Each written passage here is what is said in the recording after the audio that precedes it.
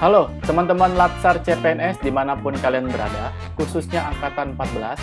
Kali ini kita bertemu kembali dalam pembahasan mata pelatihan World of Government, di mana tujuan pembelajaran kali ini adalah memahami konsep WOG, kemudian memahami penerapan WOG di berbagai negara dalam pemberian layanan yang terintegrasi, kemudian memahami best practice penerapan WOG di berbagai negara, dan yang terakhir adalah memahami implementasi WOG dalam perspektif kebijakan di Indonesia.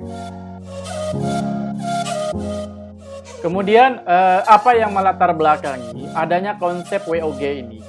Jadi masalah utama atau masalah klasik yang ada adalah salah satu bentuk ketidakpuasan dari masyarakat terhadap pelayanan publik yang diberikan oleh pemerintah, yang mana itu disebabkan adanya inefisiensi, kemudian adanya tumpang tindih antara OPD yang ada di instansi pemerintahan, kemudian adanya ego sektoral dari setiap masing-masing OPD yang ada.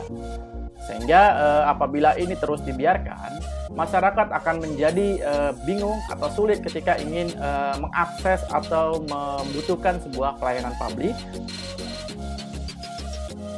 Berikut adalah beberapa contoh kasus yang terjadi disebabkan adanya ketidakselarasan atau tidak adanya kerjasama dan koordinasi yang baik antar instansi di pemerintah. Kemudian ada juga disebabkan oleh tidak adanya informasi yang jelas ketika satu atau beberapa masyarakat ingin mengakses sebuah layanan, mereka bingung harus kemana. Jika hal ini terus dibiarkan, maka tidak menutup kemungkinan masalah yang terjadi pada gambar di atas itu akan dialami oleh masyarakat.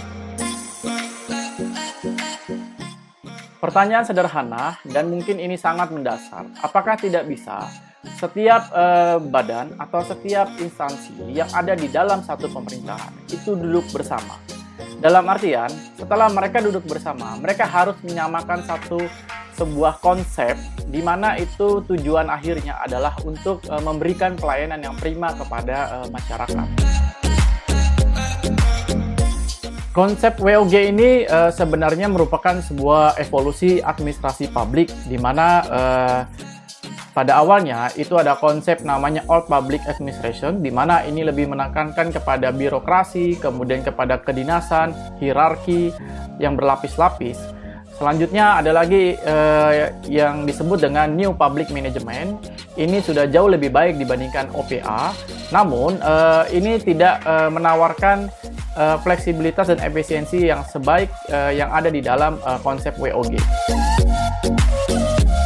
Baik, sebenarnya konsep WOG ini adalah merupakan sebuah proses penyelenggaraan pemerintahan yang secara sistematis mengintegrasikan fungsi dan peran semua elemen atau sektor terkait yang secara menyeluruh dalam mencapai tujuan bersama secara efektif dan efisien melalui koordinasi yang diikat dengan komitmen bersama. Beberapa best practice WOG yang sudah diimplementasikan di berbagai negara. Di antaranya ada di Inggris, yang mana mereka sudah mengintegrasikan laporan keuangan lebih dari 5.500 organisasi publik. Kemudian bagaimana penerapan WOG di negara Indonesia? Salah satu daerah di Indonesia yang berhasil menerapkan atau mempraktekkan WOG itu adalah di Kabupaten Banyuwangi, di mana dinas atau pemerintah kotanya itu memfokuskan pada pengembangan pusat pariwisata. Baik, pada bagian akhir ini, jadi kesimpulan apa yang dapat kita tarik bahwa untuk mengimplementasikan WOG itu dibutuhkan kepemimpinan yang kuat, kemudian dibutuhkan struktur kelembagaan dan anggaran yang terpadu, dan yang terakhir adalah kapasitas SDM, nilai dan budaya organisasi yang mau berubah. Sekian pembahasan materi tentang World of Government. Semoga materi ini dapat bermanfaat bagi teman-teman semua.